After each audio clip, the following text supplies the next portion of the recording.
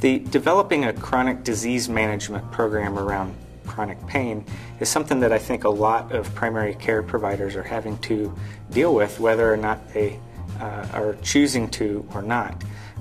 What we wind up finding is that, at least in our practice, I work in a large family medicine residency program that's jointly offered by St. Louis University and the United States Air Force.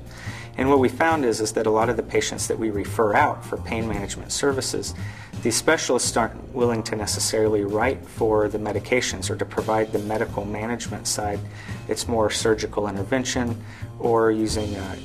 focused injections or more interventional pain management in order to treat those patients. But the medication management is always referred back to the primary care provider. And the problem is that the chronic pain patient will typically take up, even though they may make up 10 to 20% of your patient population, they may take up 80 to 90% of your staff and your other resources. And while it's important for that care to continue to be offered by the primary care provider, there has to be some type of standardized approach so that we can not only monitor to make sure we're doing things safely and correctly, that we get all of our staff involved,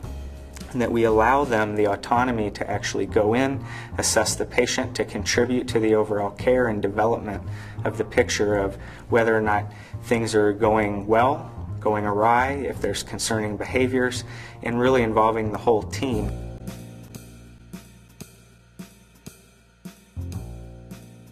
Well, I think probably one of the biggest things that the primary care provider or the primary care practice can do that we don't do enough of is the appropriate screening for psychiatric comorbidities in our chronic pain population. And what we typically find, for instance, in our practice, before the patient is seen by any one of the members of the pain team, they're asked to fill out a number of different assessment tools or screening tools in order to try to identify some potentially confounding psychiatric diagnosis that we may not have known about previously. And that helps with our referral process and whether or not we need to be finding help from other professionals as well. I think the other thing that most providers are doing, but they may not have a standardized approach, is offering pain agreements or signed informed consent in some manner or another. I think everyone's trying to do urine or saliva drug screening but may not have a standardized approach or policy. And so really having something that you take and you treat each of the patients in a standardized approach will not only keep you out of trouble from a provider standpoint, but it'll also wind up providing better care for the patients that you may have